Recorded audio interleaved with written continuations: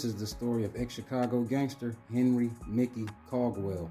Born in 1944-1945 in Chicago, Illinois, Mickey is widely known as an ex-Chicago gangster who is the former leader of the Egyptian Cobras, which later became known as the Mickey Cobras. According to reports, it is said Mickey Cogwell was a clever hustler and a big-time numbers racket chief during his time on the streets. It is said for the first time since Teddy Rowe, a black man such as Mickey Cogwell was back in charge of the numbers racket in Chicago since the Chicago mob outfit took it over after Rowe's death in 1952. It is said Mickey ran the racket like a mob boss while still helping out within the black community and being active in the politics. It is also said Mickey was the man who repaired the Cobra organization, an organization that originally taught the black man to stand up to the white gangs in the 1950s. It is said when Mickey took over the Cobra organization, he was able to rebuild the gang into a powerful organization within the streets of Chicago, which later led to the gang changing its name from the Cobra Stones to the Mickey Cobras to honor Mickey's name once he passed away on February 29, 1977. According to reports, it is said in 1962, after the gang's leader, a man named Henry Johnny Ringo Ponder, was sent to prison on murder charges, 17-year-old Mickey Cogwell would step up as the new leader of the Egyptian Cobras on the south side of Chicago. It is said once Mickey became the new leader of the Cobras, he shifted the gang's main focus from the Cabrini Green housing projects to the freshly built Robert Taylor public housing projects, where the gang was able to take control of the 4555 and the 4525 buildings. It is also said around this time the Cobras were able to take over the 4101 building near 40th Place and Federal, as well as the 5326, 5322, and the 5323 buildings that formed a U-shape that later became known as the Hoe, a place that served as the headquarters for the Cobras. It is said around this time Mickey was quite familiar with the Robert Taylor homes because in 1952, Mickey and his family would move into the buildings, which later gave Mickey direct supervision of the gang's headquarters, the Hoe. It is said around this time in the early 1960s, the Cobras was a large violent gang that had as many as 500 members located on the south side of Chicago, and hundreds more in 2 chapters on the west side of Chicago, which made the Cobras one of the largest gangs in Chicago at that time. According to reports, that same year in 1962, when Mickey became the new leader of the Egyptian Cobras, he was able to squash the gang's beef with the Black P. Stones after he proposed an alliance idea to a man named Theodus Clark. It is said at first Clark rejected this idea, but over time he decided to accept the idea, which later led to the Stones and Cobras coming together, which later led to the Cobras becoming known as the Cobra Stones, which was a name not seen in the news until the late 1960s. It is also said this move led to the Cabrini Green and the Marshall Field Cobras all becoming the Cobra Stones as well.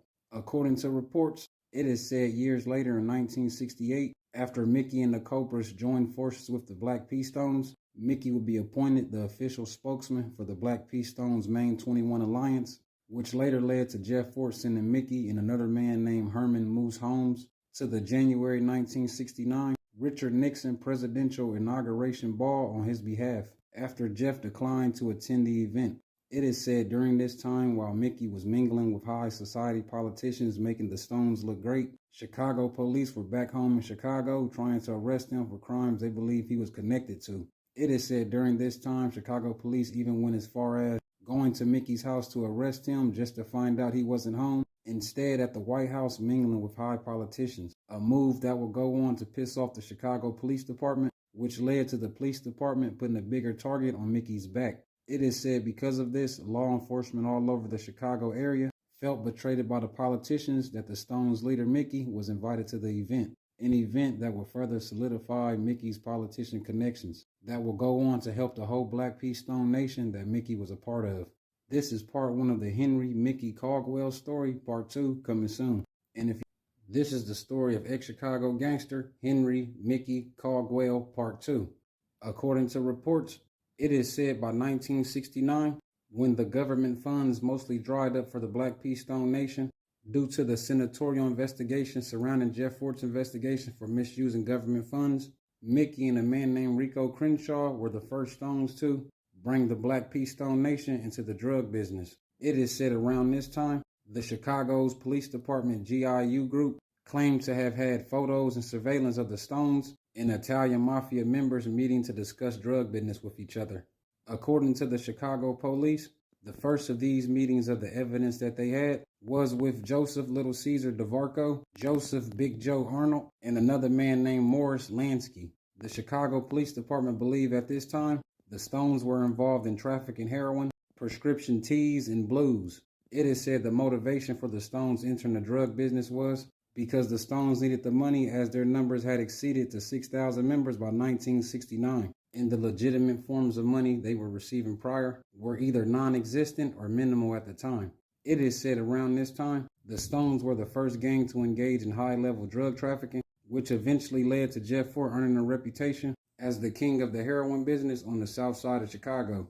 It is said because of this business deal with the Italian mafia, the Robert Taylor Projects became the first heroin distributing business in the black community, which was led by the Cobra Stones, who had the most control of the projects, especially the Hoe, around this time. According to reports in 1972, when Jeff Fort was indicted on federal charges for misusing government funds, which led to him being sentenced to 4 years in prison, Jeff decided to appoint Mickey as the interim leader of the nation while he was in prison so he could keep ex-Stones leader Eugene Hairston out of power if he was ever paroled from prison during Jeff's incarceration. According to reports, it is said even though Mickey was heavily tapped into the numbers racket at this time, he was still more known as an activist that involved himself in the political side of helping the black community, and because of this, the press had less interest in him since he didn't fit the full mold as a gangster kingpin that the public wanted to report about. According to reports, in March of 1976, Jeff Fort was released from prison, which led to him making an announcement that he had converted to the Nation of Islam,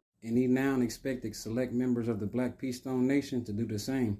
It is said when Jeff asked Mickey to join the now El Rukns, Mickey would decline his offer. It is said people believe there was no hard feelings between the two men after Mickey declined Jeff's offer, but it is others who believe since Mickey did this, Jeff Fort ordered Mickey's death on February 29, 1977. It is said on this day, Mickey was walking home at 3:45 in the morning to his Auburn Gresham home after being dropped off. It is said during his walk, a gunman came up from behind Mickey, which led to Mickey running, but it is said during this time when Mickey was running, the gunman was able to fire a 9mm pistol into his back, and after Mickey fell to the ground, the gunman walked up and fired 2 more shots into Mickey's back, which led to Mickey's death.